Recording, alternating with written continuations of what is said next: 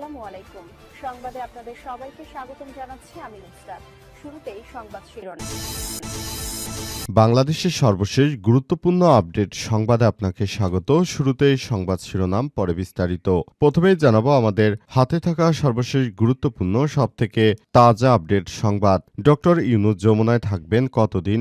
নতুন প্রধানমন্ত্রী উঠবেন কোথায়? সদ্যত্রোদয় জাতীয় সংসদ নির্বাচনে নিরঙ্কুশ সংখ্যাগরিষ্ঠতা পেয়ে সরকার গঠন করেছে বাংলাদেশ জাতীয়তাবাদী দল বিএনপি। আর এর মধ্য দিয়ে বিদায় নিয়েছেন অধ্যাপক ডক্টর মোহাম্মদ ইউনূসের নেতৃত্বাধীন অন্তর্বর্তীকালীন সরকার। সদ্যবিদায়ী প্রধান উপদেষ্টা ডক্টর ইউনূস এখন কি করবেন? সরকারি বাসভবনে থাকছেন নাকি ছেড়ে দিয়েছেন, এমন প্রশ্ন অনেকের। ছাত্র জনতার গণ অভ্যুত্থানে ২৪-এর ৫ই আগস্ট শেখ হাসিনা পালিয়ে যাওয়ার পর তার ৩ দিন পর সরকার গঠন করেছিল ইউনূস। কিন্তু এখন ইউনূস কোথায় আছে, কি করছেন, এ বিষয়ে খুবই গুরুত্বপূর্ণ সংবাদ জানাবো। সঙ্গেই থাকুন।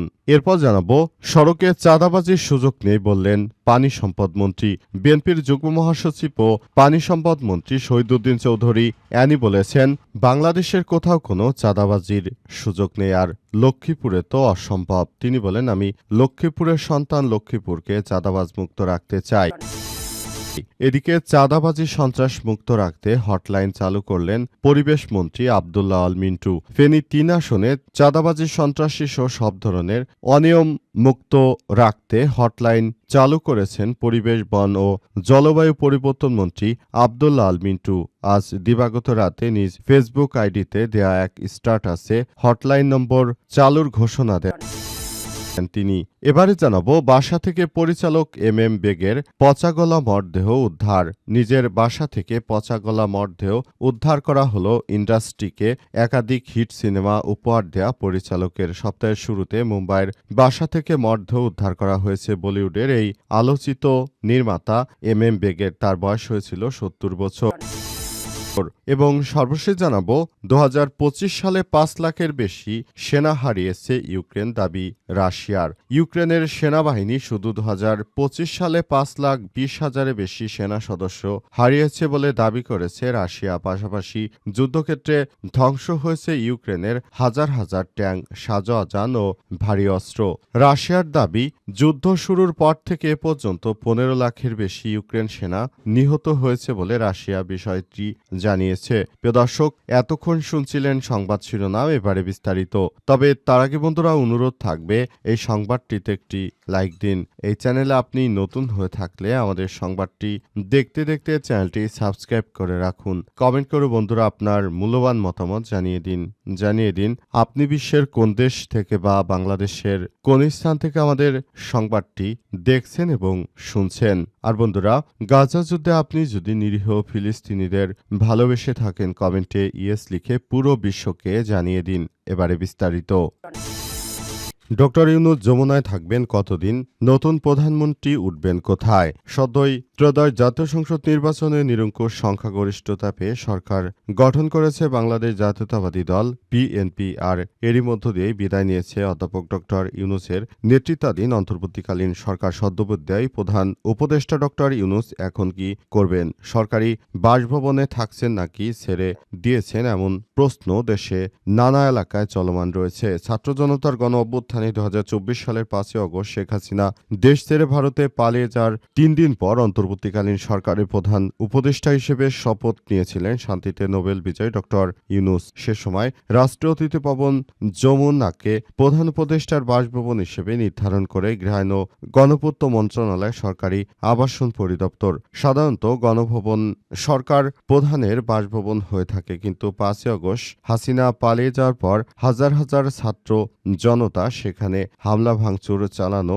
বাসভবনের বসবাসের অনুপযোগী হয়ে পড়ে। তাই অন্তর্বর্তীকালীন সরকারের প্রধান বাসভবন হিসেবে রাষ্ট্রীয় অতিথি ভবন যমুনাকে বেছে নেয়। নতুন সরকার গঠিত হয়, এখন মোহাম্মদ ইউনূসকে ছাড়তে হবে এবং এই রাষ্ট্রীয় অতিথি ভবন যমুনা।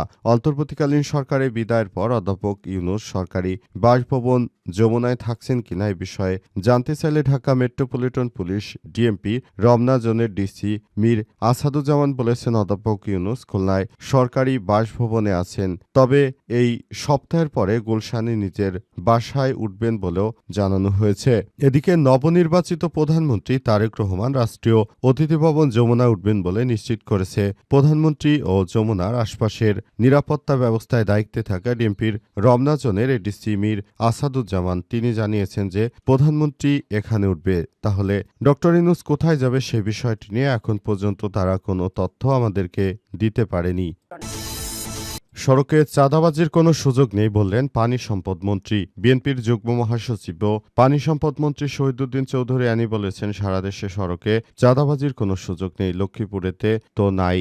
আজ বেলা ১১টায় লক্ষ্মীপুর সার্কিট হাউসে সারা দেশে সড়কে চাঁদাবাজি নিয়ে সাংবাদিকদের প্রশ্নের উত্তরে শহীদুদ্দীন চৌধুরী এসব কথা জানিয়েছেন। তিনি বলেন, প্রিয় দেশবাসী, আপনারা জানেন যে বিভিন্ন জায়গায় বিএনপির নাম ভাঙিয়ে চাঁদাবাজি করা হচ্ছে। সেখানে চাঁদাবাজদের সঙ্গে বিএনপির কোনো সম্পর্ক নেই। আপনারা যেখানেই চাঁদাবাজদের সম্মুখীন হবেন সেখানে নিজেরা প্রতিহত করুন, কারণ এই চাঁদাবাজদের সঙ্গে আমাদের নেতা তারেক রহমানের কোনোবিধ সম্পর্ক নেই, আমাদেরও কোনো সম্পর্ক নেই। আমরা মনে করি যে এটি আমাদের বিরুদ্ধে এক প্রকার অপপ্রচার করা হচ্ছে। যারা এই ধরনের কর্মকাণ্ড করছে তাদেরকে আমরা কোনোভাবেই ছাড় দিতে পারি না বলে জানিয়েছেন তিনি। শহীদুদ্দীন চৌধুরী আনি আরও জানিয়েছেন যে আমাদের বাংলাদেশটাকে সুন্দরভাবে গড়ে তোলার মধ্য দিয়ে আমরা নতুন একটি সুন্দর ও সম্প্রীতির বাংলাদেশ গড়ে তুলতে চাই, কিন্তু বিভিন্ন জায়গা থেকে চাঁদাবাজরা মূলত এসব কাহিনীগুলো করে তারা যেটি হাসিল করতে চাইছে এটি কোনোভাবেই সম্ভব নয়। চাঁদাবাজদের রুখে দিতে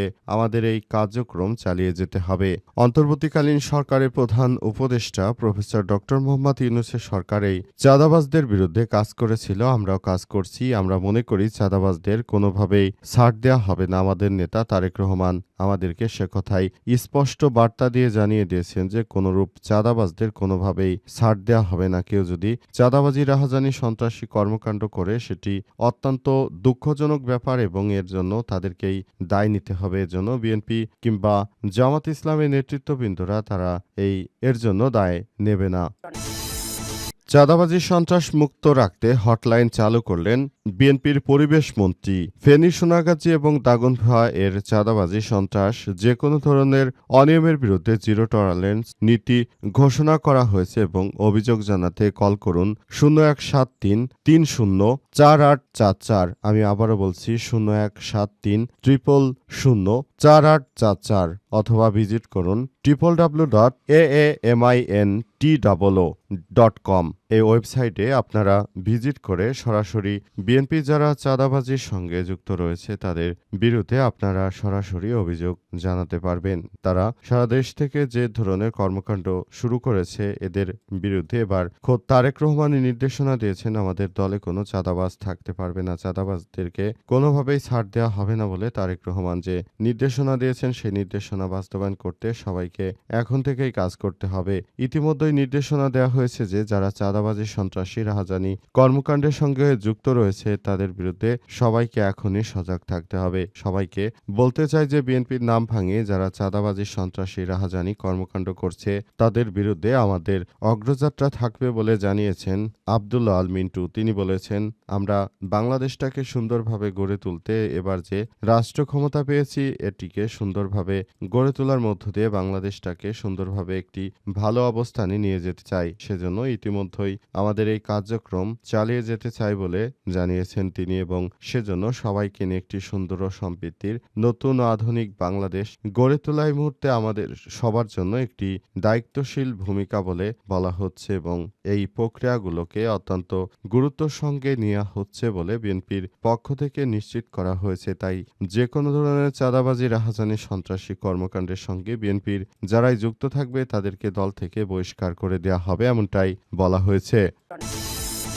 বাসা থেকে পরিচালক এম বেগের বস্তাপচা মরদেহ উদ্ধার। নিজ বাসা থেকে পচাগলা মরদেহ উদ্ধার করা হয়েছে। ইন্ডাস্ট্রি এর একাধিক হিট সিনেমা উপহার দেওয়া পরিচালকের সপ্তাহের শুরুতে মুম্বাইয়ের বাসা থেকে তার মরদেহ উদ্ধার করা হয়। বলিউডের আলোচিত নির্মাতা এম বেগের তার বয়স হয়েছিল 70। বিষয়টি নিশ্চিত করেছে পরিচালক সংশ্লিষ্ট জনসংযোগ কর্মকর্তা হানি যাওয়ারই। ভারতীয় সংবাদ মাধ্যমের প্রতিবেদনে এক কর্মকর্তা জানিয়েছে কিছুদিন ধরে অসুস্থ তিনি। 4-5 দিন ধরে বাড়ি থেকে বের না হয় প্রতিবেশীদের সন্দেহ হয়। পরে পুলিশকে খবর দেয়, পুলিশ এসে দরজা ভেঙে ভেতরের পচাগলা মরদেহ দেখতে পান। এরপর মরদেহ ময়নাতদন্তের জন্য গভীর রাতেই কুপার হাসপাতালে নেওয়া হয়েছে। প্রসঙ্গত, চলচ্চিত্র জগতের সহকারী পরিচালক হিসেবে ক্যারিয়ার শুরু করেছিলেন এম বেগ।